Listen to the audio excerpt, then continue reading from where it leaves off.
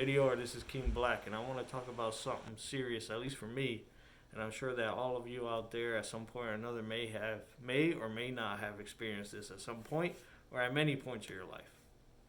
So it's the shade of my skin, colorism. It can happen externally or it can happen internally from your own people. So me, I'm Puerto Rican. I mean, typical, well, everybody thinks of a Puerto Rican in terms of showing my pride, right? Puerto Rican flag, this and that, clothes, whatever. But when it comes to my skin, you know, I often get called out for not being Puerto Rican enough. And what's funny is not just like everywhere else, there's all kinds of different shades, right? So yeah, when most people think Puerto Rican, they're thinking about like J Lo's skin color, or maybe even Mark Anthony's. He's a little bit on the lighter side, but Mark Anthony's shade of brown.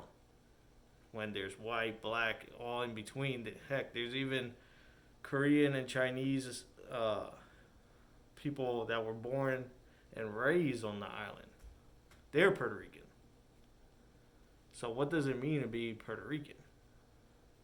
You know? Is it simply your ancestry? Like, does having Taino blood in you, which is the indigenous population in Puerto Rico before it got wiped out almost completely, depending on who you ask, by the Spanish when they colonized Puerto Rico? Or are you Puerto Rican simply just by being born there?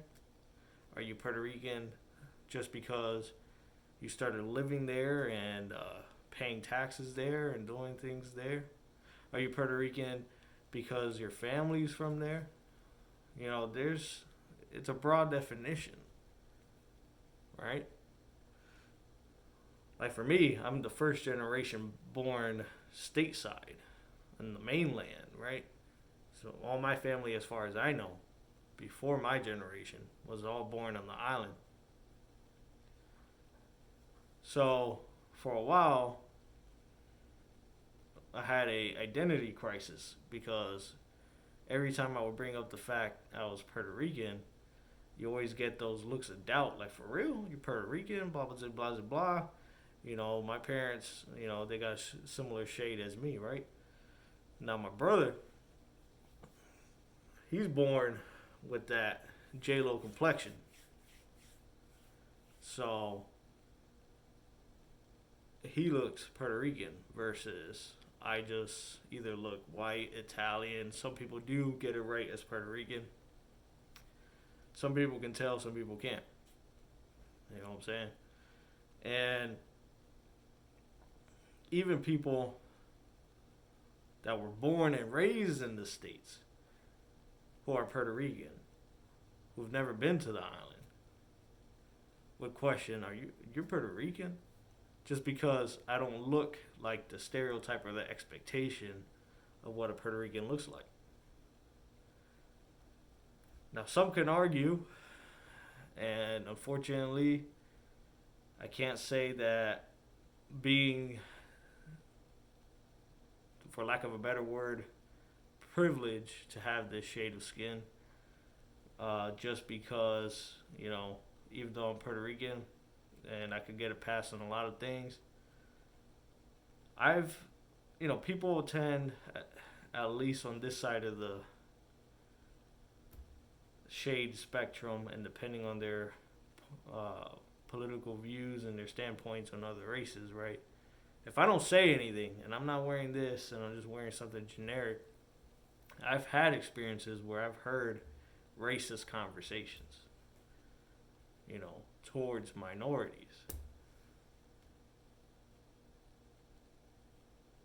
And I know, had I been darker, maybe that conversation wouldn't have been had around me. But it exposed me that not everybody is what they seem on the outside, which everybody pretty much knows. I mean, every day you put on a mask, you have your own internal biases and conscious bias, subconscious bias, so on and so on. You got different personal experiences that have happened to you with X, Y, Z, um, person or race. So I get it. But for me, it was definitely like mind blowing to take a step back. And for a while, I felt bad being like this, you know? Like, why wasn't I born darker? Like if I had to prove my Puerto Ricanness to everybody, I don't. I'm from where I'm from. I even live there, where a lot of people on the northeast side and maybe even Florida who are so proud to be Puerto Rican, maybe have never set foot on the island, never lived there. But yet nobody says nothing. They're still Puerto Rican, right? So how come I don't get to be? I always had to be constantly defending myself. Like, yes, yes, yes, I lived here, did this, did that. My parents are from here and here. Then it's like, oh, okay, yeah, yeah, yeah. Shouldn't have to be that way, bro. You know.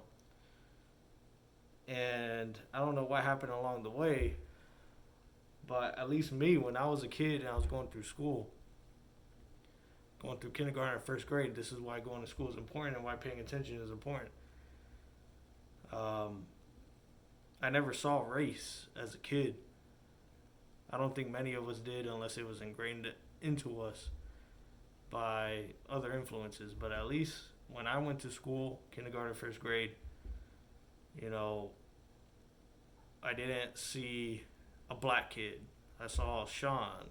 I didn't see a white girl. I saw April. I didn't see, a Mexican kid. I saw Jose. I saw names. Race never really factored into playing at recess time. Race never really factored into, at least at those lower grade levels, friendships. As you get older, that's when your eyes open up to certain things.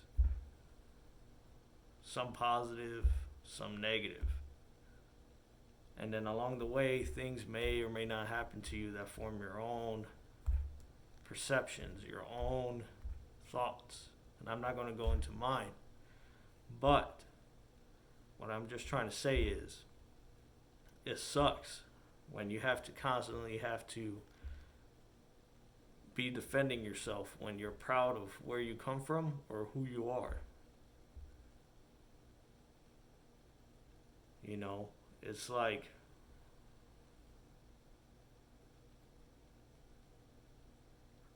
a first generation child born from both parents coming from Africa.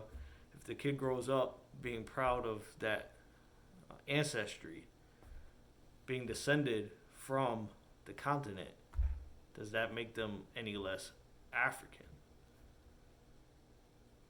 They might not be African in the true sense of having been born there, but if their genetic makeup comes from there, who am I to tell that person you're not really from there? You shouldn't be proud to wear your flag. You shouldn't be proud to say you are from there, or your family's from there, or you have that blood in you. Because had that place not existed, that person wouldn't be alive now. Right? If Puerto Rico didn't exist, like my parents wouldn't have existed, at least in that sense, I wouldn't be here. So just because my whole family's from there and I wasn't born there, I had no way to control that.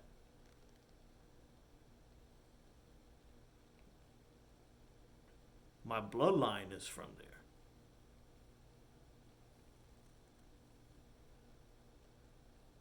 It's sort of the same debate as to what makes a true American. Is it solely citizenship? Or do you have to be born on American soil to make you American?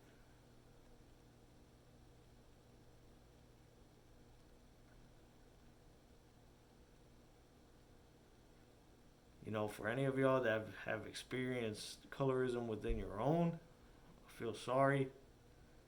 because it happens a lot with the darker shades as well. You're not dark enough, you're light skinned, blah, blah, blah, blah, blah. I get it.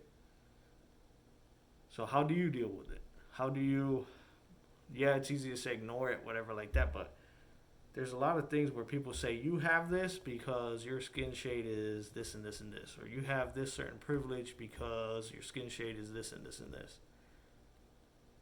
And I look back at certain points in my life and I wish I could say that's a lie.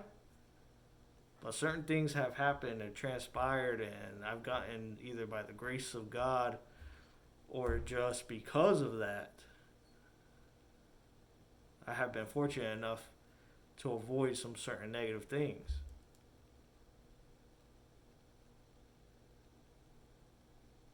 I feel sorry for those of y'all who get instantly stereotyped walking into a store. Whereas me without this on, I blend in.